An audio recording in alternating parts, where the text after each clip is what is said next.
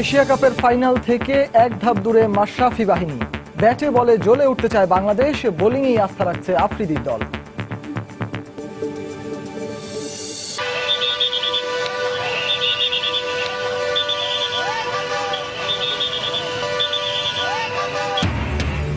বাংলাদেশ পাকিস্তান ম্যাচের টিকিট নিয়ে হাহাকার, বিশৃঙ্খলা সামলাতে পুলিশের লাঠিচার্জ।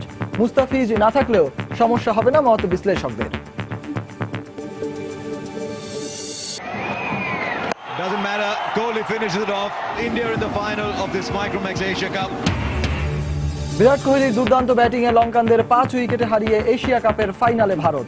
আসর থেকে বিদায়ের অপেক্ষায় বর্তমান চ্যাম্পিয়ন শ্রীলঙ্কা।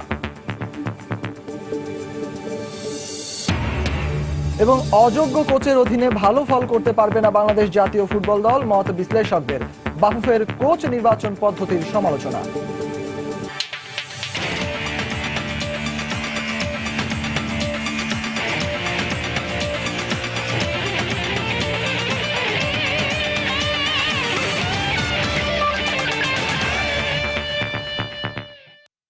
মাঠ ও মাঠের বাইরের খেলাধুলার নানা উত্তাপ ছড়ানোর সবশেষ খবর জানাতেই আমাদের নিয়মিত আয়োজন খেলার সময়।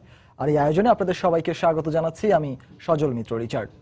শুরুতেই এশিয়া কাপের খবর। এশিয়া কাপের ফাইনাল নিশ্চিতের লড়াইয়ে বুধবার পাকিস্তানের মুখোমুখি হবে বাংলাদেশ। মিরপুর শেরেবাংলা স্টেডিয়ামে ম্যাচটি শুরু হবে সন্ধ্যা 7:30টায়। শ্রীলঙ্কাকে হারানোর আত্মবিশ্বাস কাজে লাগিয়ে গুরুত্বপূর্ণ এই ম্যাচে জিততে চায় মাশরাফিরা। কোচ চান্ডিকা হাথুরুসিংহে জানিয়েছেন, উইকেট দেখে নেওয়া হবে একাদশের সিদ্ধান্ত। অন্যদিকে দলের বড় শক্তি বোলিং দিয়ে স্বাগতিকদের কাবু করার পরিকল্পনা জানালেন পাকিস্তানের বোলিং উপদেষ্টা আজহার মেহমুদ। জিতলেই নিশ্চিত হবে ফাইনালের টিকিট, তাই পাকিস্তানের বিপক্ষে মহা গুরুত্বপূর্ণ ম্যাচের আগে আশায় বুক বেঁধেছে টাইগার বাহিনী। একদিকে যখন হতাশা মুস্তাফিজের অনুপস্থিতিতে, অন্যদিকে স্বস্তি ব্যাটিং ডিপার্টমেন্টের শক্তি বাড়াতে তামিম ইকবালের অন্তর্ভুক্তি। তামিম অনেকদিন ধরে খেলছে, সো ইজ ভেরি এক্সপেরিয়েন্স, আমি শুরু থেকে বলেছি। আর মুস্তাফিজ অবশ্যই আমাদের বিগ লস। বাংলাদেশের জয়ের পথে বড় বাধা হতে পারে মোহাম্মদ আমিরের স্পেল, তবে টাইগার্স কিপারের প্রত্যাশা প্রথম দিকে হলেও এখন ঘাসের উইকেটে ম্যাচ কম হচ্ছে, তাই রানের দেখা পাচ্ছেন ব্যাটসম্যানরা। তবে উইকেটের আচরণ কেমন হবে তা নিয়ে খুব বেশি না ভেবে বোলিং ব্যাটিং সব ডিপার্টমেন্টেই জ্বলে উঠতে চায় টিম বাংলাদেশ। আমরা যদি তাকে আর্লি উইকেট না দিই বা তাকে যদি আমরা ঠিকমতো হ্যান্ডেল করতে পারি, তাদের শুধু আমিরই না অন্যরাও আছে ভালো, তো আমি আশা করি কালকে ভালো ফাইট হবে ইনশাল্লাহ। মুস্তাফিজ স্কোয়াডের বাইরে, তাই পাকিস্তানের বিপক্ষে 4 পেসার খেলাবেন কিনা তার সিদ্ধান্ত উইকেট দেখে নেবেন কোচ চান্ডিকা হাথুরুসিংহে। আর তামিম ফেরায় একাদশ থেকে বাদ পড়তে পারেন সৌম্য অথবা মিথুন। উইকেট কেমন হবে তার উপর নির্ভর করে সিদ্ধান্ত নেওয়া হবে একাদশ কেমন হবে। পাকিস্তানকে হারাতে অবশ্যই আমাদের ভেবেচিন্তে পরিকল্পনা করতে হবে। এদিকে শক্তিশালী বোলিং অ্যাটাক দিয়ে পাকিস্তানও ছক কষছে বাংলাদেশকে ঘায়েল করার। গত ম্যাচে রানে ফিরেছেন শোয়েব মালিক আর উমর আকমল, তাই পাক বোলিং উপদেষ্টা আজহার মাহমুদের প্রত্যাশা বাংলাদেশকে হারানোর সামর্থ্য আছে তাদের। मुझे पूरा कॉन्फिडेंस है अपनी टीम के ऊपर। বোলিং আমাদের বড় শক্তি, আমরা তা দিয়ে বাংলাদেশের বিপক্ষে লড়বো। ব্যাটসম্যানরাও চেষ্টা করছে রানে ফেরার, তাই জয়ের ব্যাপারে আমরা আত্মবিশ্বাসী। जिस तरह हम बॉलिंग में अच्छा कर रहे हैं, তবে আত্মবিশ্বাসী বাংলাদেশও টেক্কা দেবে সমানে সমান। সব পরিসংখ্যানকে পেছনে ফেলে পাকিস্তানের বিপক্ষে ম্যাচটা বাংলাদেশের জন্য অঘোষিত এক সেমিফাইনাল, যেখানে মূল লড়াইটা হবে দুদেশের বোলারদের মধ্যে। তবে আত্মবিশ্বাস অথবা হোম অ্যাডভান্টেজ যাই বলি না কেন, সবকিছুর বিবেচনায় এগিয়ে থাকবে বাংলাদেশি। মিরপুর শেরেবাংলা ক্রিকেট স্টেডিয়াম থেকে নাসির সুলতান, সময় সংবাদ। বাংলাদেশ ও পাকিস্তানের মুখোমুখি লড়াই দেখার টিকিট পেতে মঙ্গলবার ইউনাইটেড কমার্শিয়াল ব্যাংকের সামনে জড়ো হয় হাজারো ক্রিকেট প্রেমী। সকাল 10টায় শুরু হয় টিকিট বিক্রি, কিন্তু সবাইকে হতাশ করে বেলা 12টা নাগাদ বন্ধ হয় টিকিট বিক্রি। টিকিট প্রার্থীদের চাপের মুখে আইন শৃঙ্খলা রক্ষাকারী বাহিনী লাঠিচার্জ করতে বাধ্য হয়। তবে কালোবাজারির অভিযোগ আছে পুলিশের বিরুদ্ধে। আবারও এশিয়া কাপ, আবারও বাংলাদেশ আর পাকিস্তানের লড়াই। এবারে ফাইনালে না হলেও অলিখিত সেমিফাইনালে মুখোমুখি হচ্ছে দুদল। তাই তো মিরপুর ইউনাইটেড কমার্শিয়াল ব্যাংকের সামনে ভিড়টা যেন খানিকটা বেশি। ভোর থেকেই ধীরে ধীরে জড়ো হয় টিকিট প্রত্যাশীরা। সূর্য মাথার উপর আসতে আসতে বাড়তে থাকে লাইনের দৈর্ঘ্য। তবে সবাই যে খেলা দেখার জন্যই টিকিট কিনছেন তা বলা কঠিন। কালকার পাকিস্তান আর বাংলাদেশের খেলা দেখবো, আমার পোলারা নাতিরা। হ্যাঁ, কালকার টিকিট আজকে দিব। একটা টিকিটের জন্য ভাই, অবশেষে যদি বাংলাদেশ জয় হয় ভাই, অনেক খুশি হব ভাই, অনেক খুশি ভাই। পুলিশরা 2 নাম্বারই করতেছে এখানে, ওরা আপনার বাচ্চাদের দিয়ে দিয়ে টিকিট কাটাচ্ছে আগে আগে। কালকে সন্ধ্যা থেকে এখানে অবস্থান করছি, রাত্রি যাপন করছি, আর এখন পুলিশে দেখেন পুলিশের নিজেই লোক ঢুকাচ্ছে। হঠাৎ করে বেলা 12টায় বন্ধ করে দেওয়া হয় টিকিট বিক্রির কাউন্টার। দীর্ঘ সময় লাইনে দাঁড়িয়ে থেকেও টিকিট না পাওয়ার হতাশার ক্ষোভে হামলে পড়ে সবাই। আইন শৃঙ্খলা রক্ষাকারী বাহিনী মারমুখী হয়ে উঠলে পরিস্থিতি খানিকটা নিয়ন্ত্রণে আসে। তখন কারো মুখে শোনা যায় হতাশার গল্প, আর কারো মুখে কালোবাজারির ইঙ্গিত। আমি টিকিট কাটিই নেই, বিক্রিও করি নেই, বিক্রি বাই করি নাই। অসংখ্য মহিলা টিকিট ব্ল্যাক করছে, অথচ আমরা সকাল থেকে দাঁড়িয়ে টিকিট পাচ্ছি না। 250 টাকা দামের টিকিটটা বিক্রি করতেছে 500 টাকা, 1500 টাকা। 500 টাকার টিকিটটা বিক্রি করছে 2500 টাকা। ব্যাংক কর্মকর্তারাও বলেন, চাহিদার তুলনায় টিকিটের সরবরাহ অনেক কম। অন্যান্য ম্যাচের তুলনায় অনেক প্রেশার বেশি, সেই তুলনায় আমরা টিকিট অনেক অল্প পাইছি। এই ম্যাচটা হচ্ছে দুই দলের জন্য খুবই গুরুত্বপূর্ণ, কারণ এই ম্যাচে যারা জিতবে তাদের ফাইনালে যাওয়ার সম্ভাবনাটা অনেকটা উজ্জ্বল হবে। তো সেক্ষেত্রে দর্শকদের চাহিদা অনেক বেশি। ম্যাচের আগে মিরপুরের ইনডোর স্টেডিয়ামের গেটে পাওয়া যাবে বাকি টিকিট। রায়হান মাসুদ, সময় সংবাদ, ঢাকা। এদিকে টানা তৃতীয় জয় তুলে নিয়ে সবার আগে এশিয়া কাপের ফাইনাল নিশ্চিত করল ভারত। মিরপুরে বিরাট কোহলির অনবদ্য 50-তে বর্তমান চ্যাম্পিয়ন শ্রীলঙ্কাকে 5 উইকেটে হারিয়েছে ভারত। টস হেরে আগে ব্যাট করে 9 উইকেটে 138 রান সংগ্রহ করে শ্রীলঙ্কা। জবাবে 5 উইকেট হারিয়ে লক্ষ্যে পৌঁছে যায় মহেন্দ্র সিং ধোনির দল। প্রায় 2 বছর আগে টি-20 বিশ্ব আসরে শ্রেষ্ঠত্বের লড়াইয়ের পুনর্মঞ্চায়ন যেন।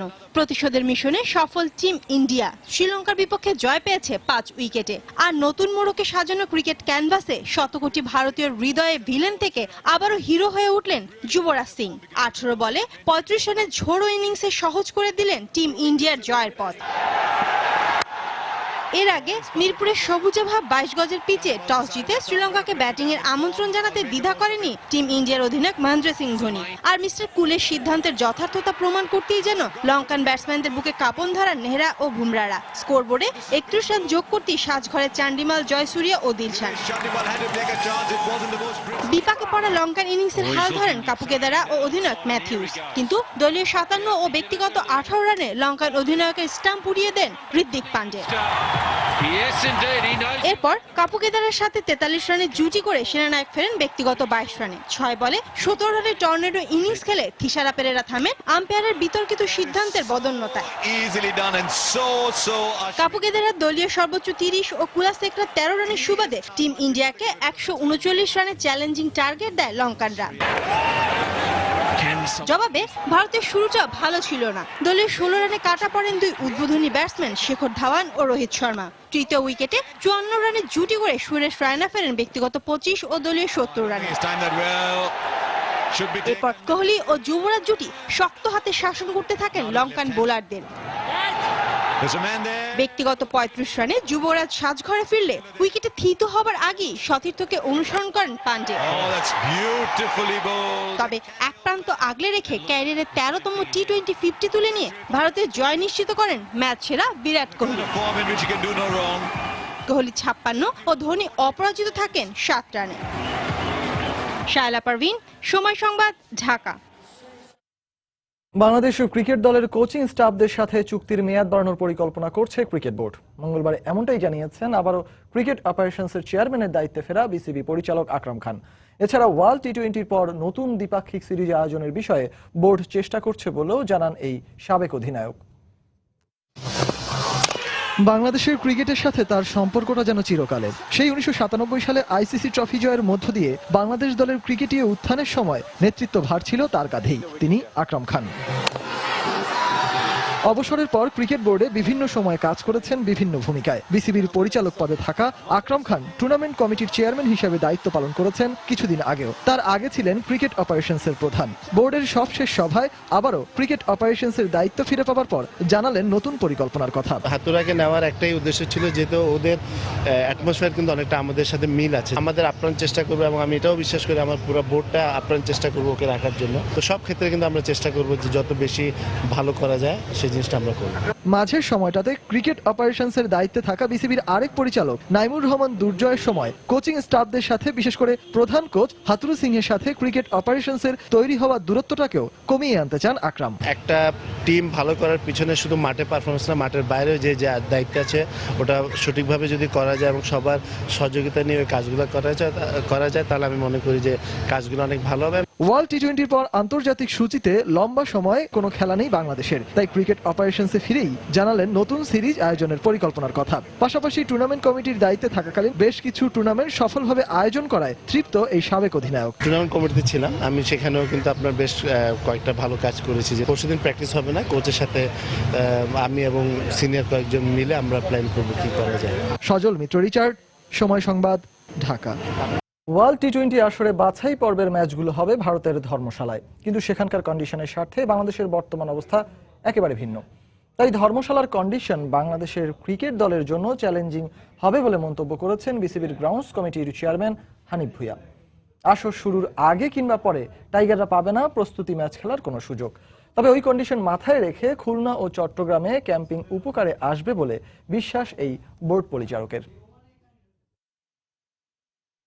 বাংলাদেশ ক্রিকেট দলের ওয়ার্ল্ড টি-20 বাছাই পর্বের 3টি ম্যাচের সবগুলোই হবে ভারতের ধর্মশালায়। আসলে মাঠে লড়াইয়ের আগে টাইগারদের প্রতিপক্ষ হয়ে দাঁড়িয়েছে ধর্মশালার কন্ডিশন। এই যেমন বাংলাদেশের বর্তমান তাপমাত্রা 30 ডিগ্রি সেলসিয়াস ওঠানামা করছে। অন্যদিকে মার্চের 9 থেকে 13 তারিখে 3টি ম্যাচ খেলবে বাংলাদেশ। ওই সময় ধর্মশালার তাপমাত্রা থাকবে 8 থেকে 15 ডিগ্রি সেলসিয়াস, যা বাংলাদেশের তাপমাত্রার তুলনায় অনেক ঠান্ডা আবহাওয়া, যা বেশ চ্যালেঞ্জিং টাইগারদের জন্য।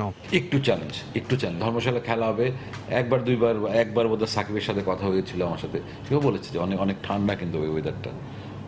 আর আমরা এখন আমরা যেখান থেকে যাচ্ছি অলরেডি অলমোস্ট কিন্তু গরম পড়ে গেছে। শুধু তাই না, বাংলাদেশ দল যদি এশিয়া কাপের ফাইনালে খেলে সেক্ষেত্রে 7 মার্চ ধর্মশালার উদ্দেশ্যে রওনা দিয়ে কোনো অনুশীলন ছাড়াই সরাসরি 9 মার্চ নেদারল্যান্ডসের বিপক্ষে মাঠে নামবে বাংলাদেশ। তবে বিসিবির গ্রাউন্ডস কমিটির প্রধানের দাবি, চ্যালেঞ্জ মোকাবেলায় যথেষ্ট প্রস্তুতি নিয়েছে টিম বাংলাদেশ। বাংলাদেশ টিম যখন যে প্ল্যান হয়েছে যাবে ওখানে ধর্মশালায়, আমরা কিন্তু উইন্টারে আমরা ক্যাম্প করেছিলাম খুলনাতে, এবং শীত মৌসুমে আমরা চিটাগং করেছি। ওইসব চিন্তা করেই কিন্তু সমস্ত কিছু পরিকল্পনা। এছাড়াও ধর্মশালার পেস বান্ধব উইকেট কিংবা কলকাতার ইডেন গার্ডেন এবং বেঙ্গালুরুর উইকেটের কথা মাথায় রেখে চলমান এশিয়া কাপের উইকেট তৈরি করা হয়েছে বলেও জানান তিনি। আসলে অনেকগুলো কারণ আছে, আপনি জানেন আমাদের যেহেতু ওয়ার্ল্ড কাপ শুরু হতে যাচ্ছে, টি-20 ওয়ার্ল্ড কাপ, আপনি জানেন আমাদের অনেকগুলো খেলা আছে ধর্মশালায়, ওইটাতে কিন্তু একটু গ্যাস উইকেট থাকবে, তাই না? সবাই কিন্তু ওটা বেনিফিট পাবে। আপনি জানেন, নিজেই বলছিলেন যে ওখানে 300+ হয়েছে। সো বলাররা যা ভালো করলে ভালো রেজাল্ট পাবে, ব্যাটসম্যানরাও ভালো রেজাল্ট পাবে। তো আমি মনে করি এটা আমাদের জন্য, এই উইকেটটা আমাদের জন্য ভালো হয়েছে। আপনি দেখেন একটা কম্পিটিশন হয়েছে। এদিকে এশিয়া কাপ খেলার কারণে 5 মার্চ হংকং এর বিপক্ষে ওয়ার্ল্ড টি-20 প্রস্তুতি ম্যাচ খেলতে পারছে না বাংলাদেশ ক্রিকেট দল। হুমায়ুন কবির রোজ, সময় সংবাদ, ঢাকা। এবার বিসিএল বাংলাদেশ ক্রিকেট লিগের 74 রাউন্ডের খবর। কক্সবাজারের একাডেমি গ্রাউন্ডে প্রথম দিন শেষে দক্ষিণাঞ্চলের বিপক্ষে নিজেদের প্রথম ইনিংসে উত্তরাঞ্চলের সংগ্রহ 8 উইকেটে 266 রান। এছাড়া শেখ কামাল আন্তর্জাতিক ক্রিকেট স্টেডিয়ামের মূল মাঠে রাকিবুল হাসানের সেঞ্চুরিতে ভর করে পূর্বাঞ্চলের বিপক্ষে নিজেদের প্রথম ইনিংসে মধ্যাঞ্চলের সংগ্রহ 4 উইকেটে 321 রান। কক্সবাজারে পূর্বাঞ্চলের বিপক্ষে 4র্থ রাউন্ডের প্রথম দিনে টস জিতে নিজেদের প্রথম ইনিংসে ব্যাট করতে নামে মধ্যাঞ্চল। দলীয় 55 রানে ওপেনার শামসুর রহমান আউট হন ব্যক্তিগত 18 রান করে, তবে এক পাশ আগলে রেখে ব্যাট করে যান আরেক ওপেনার জাভিদ। ব্যক্তিগত 47 রান তুলে দলীয় 81 রানে জাভিদ সাজঘরে ফিরলে রানের চাকা সচল রাখেন মার্শাল ও রাকিবুল জুটি। 154 রানের জুটি করে মার্শাল 81 রান তুলে প্যাভিলিয়নের পথ ধরলেও অন্য পাশে ব্যাট করতে থাকেন রাকিবুল। ফার্স্ট ক্লাস ক্রিকেটে নিজের 8ম সেঞ্চুরি তুলে নেন তিনি। শেষ পর্যন্ত রাকিবুলের অপরাজিত 119 রানে ভর করে দিন শেষে 4 উইকেটে 321 রান সংগ্রহ করে মধ্যাঞ্চল। পূর্বাঞ্চলের হয়ে রাহাতুল ও সাইফুদ্দিন নেন 2টি করে উইকেট। মোস্তাফিজুর রহমান ছিটকে গেলেও দলে ব্যাকআপ ক্রিকেটার থাকায় পাকিস্তানের বিপক্ষে টাইগারদের বোলিং নিয়ে তেমন সমস্যা হবে না।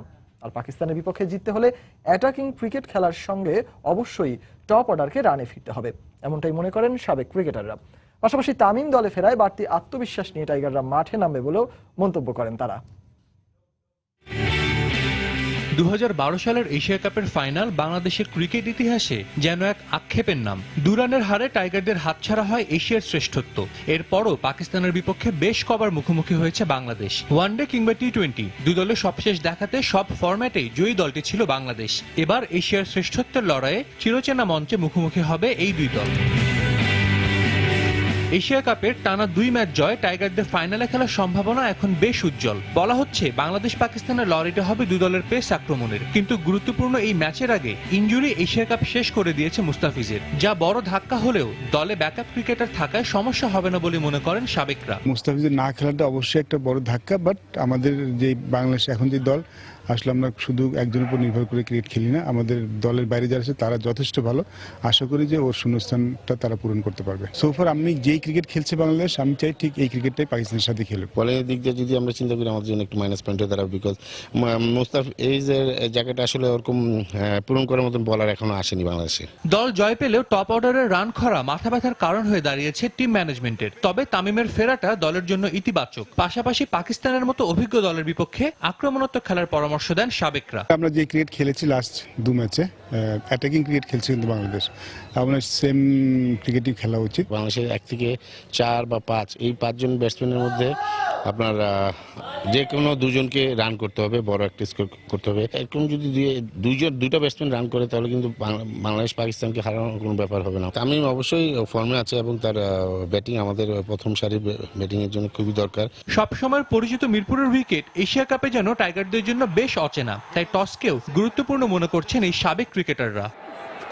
সাজিদ মুস্তাহিদ, সময় সংবাদ। এবার দেশের ফুটবল প্রসঙ্গ। বাংলাদেশ জাতীয় ফুটবল দলের কোচ হওয়ার মতো কোনো যোগ্যতা নেই গঞ্জালো সানচেজ মোরেনোর, এমনটাই মনে করেন দেশের ক্রীড়া বিশ্লেষকরা।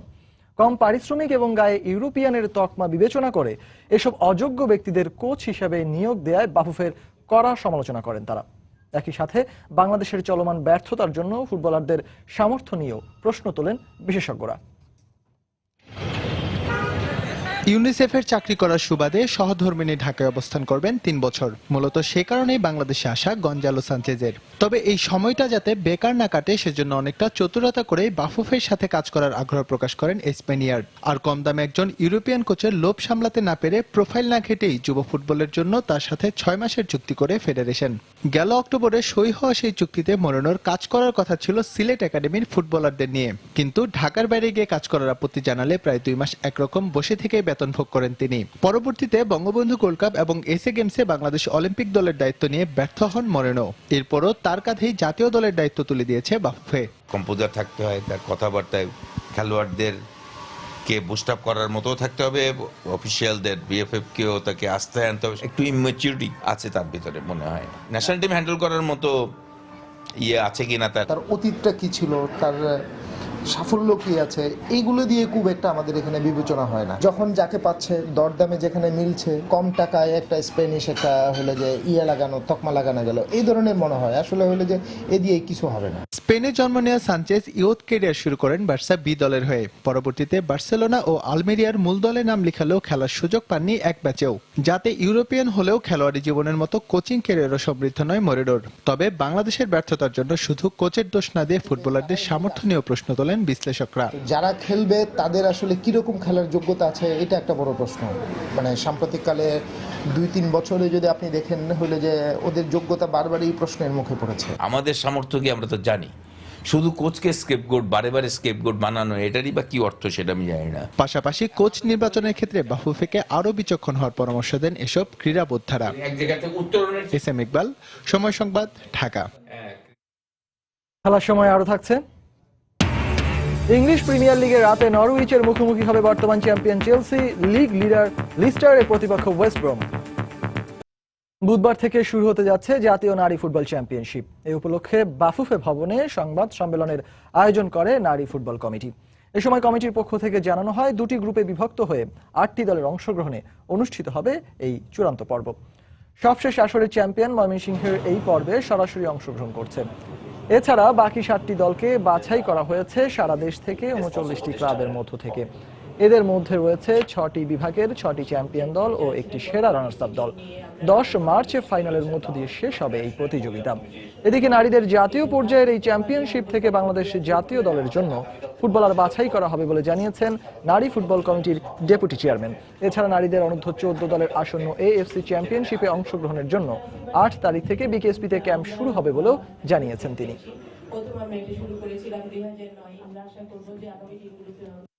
পঞ্চমবারের মতো আমরা করতে যাচ্ছি এবং এটা অনেক ভাইটাল একটা টুর্নামেন্ট, কারণ এখানে প্রতি বছরই আমি যখন ডিস্ট্রিক্টের হয়ে মেয়েরা খেলে তখন আমরা সেই প্লেয়ারদেরকে আমাদের লিস্টে নিয়ে আসি। সময় খুবই কম, আমরা জায়গা পাচ্ছি না। আপনি জানেন যে বিএফএফ হাউজের উপরে এখন ন্যাশনাল টিম আছে, আমরা এখানেও ক্যাম্প করতে পারছি না, আমাদের যে কারণে মেয়েদেরকে নিয়ে যেতে হচ্ছে বিকেএসপিতেও জায়গা নেই। তারা হয়তো আমাদেরকে জায়গা দিবে 8 তারিখ থেকে, যে কারণে আমরা 8 তারিখ থেকে ওখানে ক্যাম্প শুরু করব। উয়েফার ভারপ্রাপ্ত মহাসচিবের দায়িত্ব পেতে যাচ্ছেন গ্রিসের থিওডোরিডিস। মিশেল প্লাতিনি ফুটবল থেকে নিষিদ্ধ হবার পর উয়েফার দায়িত্ব নেন সুইজারল্যান্ডের জিয়ান্নি ইনফান্তিনো। তবে সম্প্রতি ফুটবলের সর্বোচ্চ সংস্থা ফিফার ঐতিহাসিক নির্বাচনে জয়ী হয়ে নবম সভাপতি হিসেবে দায়িত্ব নেন তিনি। তাই ইনফান্তিনোর পরিবর্তে কে পেতে যাচ্ছেন উয়েফার দায়িত্ব, আনুষ্ঠানিকভাবে তার নাম ঘোষণা করা হবে শুক্রবার উয়েফার নির্বাহী কমিটির সভায়। আর এই প্রতিযোগিতায় এগিয়ে আছেন গ্রিসের থিওডোরিডিস। রিয়ালে তারকা জেমস রদ্রিগেজ এবং ইসকোর বর্তমান পারফরমেন্সে খুব একটা খুশি নন ক্লাবের বর্তমান কোচ জিদান। তাদের পরিবর্তে রিয়াল বস এডিন হ্যাজার্ড এবং পল পগবাকে দলে টানতে আগ্রহী বেশি বলে শোনা যাচ্ছে। ফুটবল বিষয়ক গণমাধ্যম মার্কার বরাত দিয়ে প্রকাশ করা হয় মাদ্রিদিস্তানদের স্প্যানিশ মিডফিল্ডার ইসকো এবং কলম্বিয়ান মিডফিল্ডার জেমস রদ্রিগেজকে গ্রীষ্মকালীন দল বদলের মৌসুমে বিক্রি করে দিতে প্রস্তুত ক্লাব। কেননা লা লিগার বিগত ম্যাচে অ্যাথলেটিকোর কাছে 1-0 গোলে হারের ফলে পয়েন্ট টেবিলের শীর্ষ দল বার্সার চেয়ে 12 পয়েন্ট পিছিয়ে যায় চিরপ্রতিদ্বন্দ্বী রিয়াল মাদ্রিদ। আর দলের এই বাজে পারফরমেন্সের দায় বর্তায় এই দুই মিডফিল্ডারের ওপর। তাদের পরিবর্তে কোচ জিদান জুভেন্টাসের পল পগবা এবং চেলসির হ্যাজার্ডকে দলে টানতে চেষ্টা করছেন। এদিকে দলে নিজেদের নড়বড়ে অবস্থান আঁচ করতে পেরে ম্যানচেস্টার সিটিতে পাড়ি জমানোর চেষ্টা চালাচ্ছেন রদ্রিগেজ ও ইসকো। এবার ইপিএল এর খবর। ইংলিশ প্রিমিয়ার লিগে পয়েন্ট টেবিলের শীর্ষস্থান ধরে রাখার লড়াইয়ে ওয়েস্ট ব্রমউইচের মুখোমুখি হবে লিস্টার সিটি।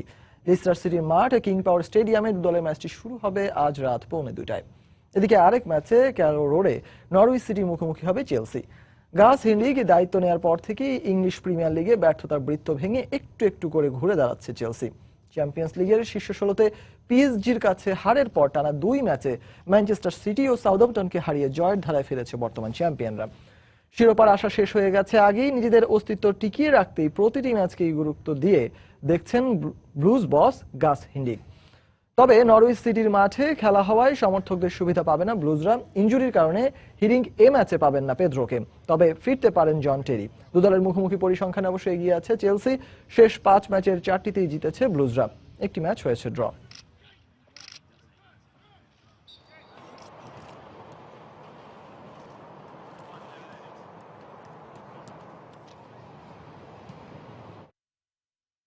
পেশি শক্তির খেলা বক্সিং এগিয়ে যাচ্ছে পাকিস্তানের কিশোরীরাও। রক্ষণশীল সমাজ ব্যবস্থায় বেড়ে ওঠা এই ক্ষুদে বক্সারদের স্বপ্ন জাতীয় পর্যায়ের গণ্ডি ছাড়িয়ে একদিন আন্তর্জাতিক বক্সিং রিংয়ে নিজেদের আলো ছড়ানোর।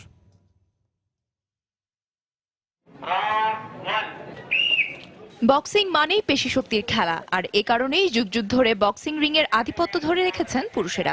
বিভিন্ন দেশে নারীরা অল্প বিস্তর বক্সিং এর চর্চা করলেও পাকিস্তানের রক্ষণশীল সমাজ ব্যবস্থায় বক্সিং রিং এ নারীদের উপস্থিতি বেশ দুর্লভ। তবে গতানুগতিক প্রথা ভেঙে পুরুষদের পাশাপাশি পাকিস্তানের কিশোরীরাও আগ্রহী হয়ে উঠেছেন বক্সিং এ। চোখে স্বপ্ন একদিন লায়লা আলীর মতো রিং কাঁপানো বক্সার হয়ে দেশের গৌরব বাড়ানোর। নারীদের বক্সিং এর বিভিন্ন কলাকৌশল শেখানোর জন্য করাচিতে খোলা হয়েছে বক্সিং ক্লাব। প্রশিক্ষকদের মতে ভালো বক্সার হওয়ার জন্য ছোট থেকে নিয়মিত তালিমের প্রয়োজন, আর তাই 7 থেকে 18 বছর বয়সী কিশোরীদের এই ক্লাবে নিয়মিত অনুশীলন করানো হয়। সকালে স্কুলের পালা শেষ করেই খুদে বক্সাররা চলে আসেন ক্লাবে। ছোট ছোট হাতে মোটা মোটা গ্লাভস পরে চলে ঘন্টার পর ঘন্টা কঠোর অনুশীলন। ছোটবেলা থেকেই বক্সিং এর প্রশিক্ষণ নিচ্ছি, তবে আগে বাড়িতে নিয়মিত বক্সিং এর অনুশীলন না হলেও এখন ক্লাবে এসে নিয়মিত অনুশীলনের সুযোগ পাচ্ছি। আমার ইচ্ছে জাতীয় আন্তর্জাতিক পর্যায়ের একজন বড় বক্সার হওয়া। বেশ কয়েক বছর আগেও পাকিস্তানের বক্সিং রিংয়ে মেয়েদের দেখা না গেলেও পাল্টাতে শুরু করেছে দৃশ্যপট। কিছুদিন আগেই সরকারের সহযোগিতাতে করাচিতে শুধু মেয়েদের নিয়ে আয়োজন করা হয় বক্সিং প্রতিযোগিতার। সংশ্লিষ্টদের বিশ্বাস, এ ধরনের আয়োজন আরো বেশি হলে বক্সিং এ আগ্রহ বাড়বে কিশোরী ও তাদের পরিবারদের। বর্তমান সময়ে আমাদের দেশের নারীরা পুরুষদের সঙ্গে কাঁধে কাঁধ মিলিয়ে এগিয়ে যাচ্ছে, তাই বক্সিং এ কেন পিছিয়ে থাকবে? এশিয়ান গেমস সহ স্থানীয় কিছু প্রতিযোগিতায় অল্প সংখ্যক নারী বক্সিং এ অংশ নিলেও এই সংখ্যা বাড়ানোর জন্য আমি চেষ্টা করছি। বক্সিং কোচ ইউনুস কামরানির বিশ্বাস, বক্সিং এর উন্নয়নে সরকারের যথাযথ সহায়তা পেলে পুরুষদের পাশাপাশি নারীরাও বহুদূর এগিয়ে যাবে। ফাহমিদা শম্পা, সময় সংবাদ। দক্ষিণ আফ্রিকার বাঁহাতি স্পিনার অ্যারন ফাঙ্গিস ওর বোলিং অ্যাকশন অবৈধ প্রমাণিত হয়েছে, যার জন্য ঘরোয়া ক্রিকেটে আপাতত বোলিং করতে পারবেন না বলে নিশ্চিত করেছে দক্ষিণ আফ্রিকা ক্রিকেট বোর্ড। গেল সপ্তাহে ঘরোয়া লিগের একটি ম্যাচে সন্দেহজনক বোলিং অ্যাকশনের দায়ে অভিযুক্ত হন 32 বছর বয়সী স্পিনার ফাঙ্গিসো। এরপর প্রিটোরিয়ায় আইসিসি অনুমোদিত একটি ল্যাবে বোলিং অ্যাকশনের পরীক্ষা দেন তিনি। পরীক্ষার ফলাফলে দেখা যায় ফাঙ্গিসোর সব ডেলিভারিতেই কোনোই 15 ডিগ্রির বেশি বাঁকে, যার জন্য আগামী শুক্রবার থেকে অস্ট্রেলিয়ার বিপক্ষে শুরু হতে যাওয়া 3 ম্যাচের টি-20 সিরিজের প্রথম 2 ম্যাচে তাকে দলে রাখেনি দক্ষিণ আফ্রিকার cricket board. Protea spin bowling coach Claude Henderson ও হাই পারফরম্যান্স ম্যানেজার ভিনি বার্নসের সাথে বোলিং অ্যাকশন শোধরাতে তিনি কাজ করবেন বলে নিশ্চিত করা হয়েছে। সময়মতো অ্যাকশন শোধরাতে না পারলে আসন্ন ওয়ার্ল্ড টি-20তে এই স্পিনারের খেলা প্রায় অনিশ্চিত। দক্ষিণ আফ্রিকার হয়ে এখন পর্যন্ত 16টি ওয়ানডে ও 9টি টি-20 খেলেছেন এই স্পিনার।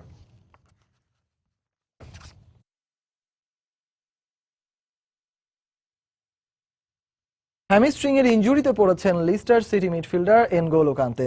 ফলে প্রিমিয়ার লিগে কমপক্ষে 2 ম্যাচ খেলতে পারবেন না এই ফরাসি ফুটবলার। ওয়েস্ট ব্রমউইচের সাথে খেলায় হ্যামস্ট্রিং এর চোট পান কান্তে। তবে ইনজুরি গুরুতর না হলেও পরবর্তী 2 ম্যাচ লিস্টার সিটির হয়ে মাঠে নামা হবে না তার। এই মৌসুমে লিগ টপার লিস্টারের হয়ে 30 ম্যাচ খেলেছেন এই ফরাসি মিডফিল্ডার। টেবিলে 2 নম্বরে থাকা টটেনহাম হটস্পার থেকে মাত্র 2 পয়েন্টে এগিয়ে আছে ফক্সেসরা। যদিও প্রিমিয়ার লিগ শেষ হতে এখনো 11 ম্যাচ হাতে রয়েছে ফক্সেসদের।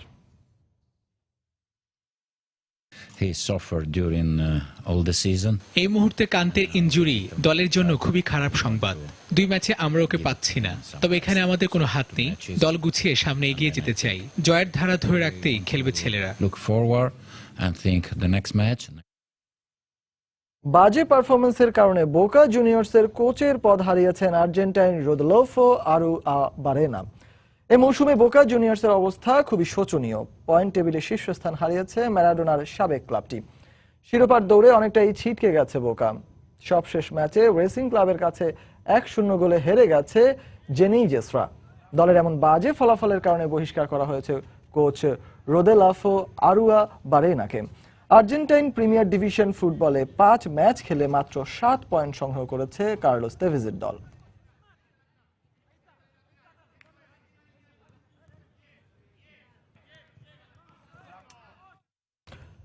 ডোপ কেলেঙ্কারিতে ফেঁসে গেলেন সুইডেনের বিখ্যাত দৌড়বিদ আবিবা আরেগাউই। ডোপ টেস্টে পজিটিভ প্রমাণ হওয়ায় আবিবাকে বহিষ্কার করেছে সুইডেনের অ্যাথলেটিক্স ফেডারেশন। 1500 মিটার ইনডোরে রেকর্ড গড়ে বর্তমান বিশ্ব চ্যাম্পিয়ন ইথিওপিয়ান বংশোদ্ভূত আবিবা আরেগাউই।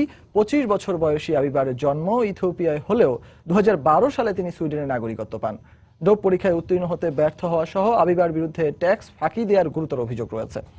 ট্যাক্স ফেরত দিলেই কেবল পোর্টল্যান্ডে বিশ্ব ইনডোর চ্যাম্পিয়নশিপে অংশ নিতে পারবেন আবিবা, এমনটাই জানিয়েছে সুইডিশ কর্তৃপক্ষ।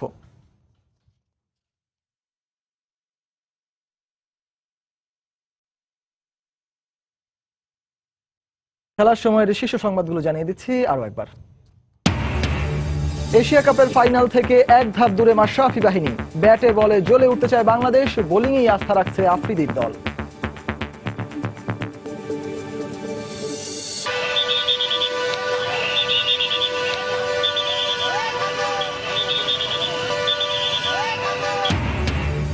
বাংলাদেশ পাকিস্তান ম্যাচের টিকিট নিয়ে হাহাকার, বিশৃঙ্খলা সামলাতে পুলিশের লাঠিচার্জ। টিকিট প্রত্যাশীদের নানা অভিযোগ।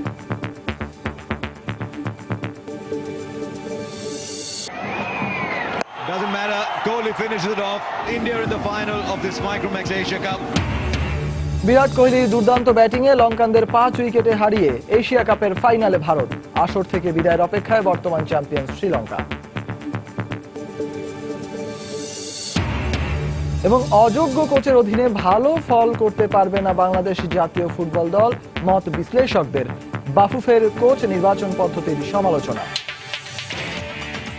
দর্শক, এই ছিল খেলার সময় এখনকার আয়োজন। যে কোনো খবর পেতে ভিজিট করুন সময়নিউজ.tv। আর খেলার জগতের সব খবর, সর্বশেষ খবর জানতে সঙ্গে থাকুন সময়।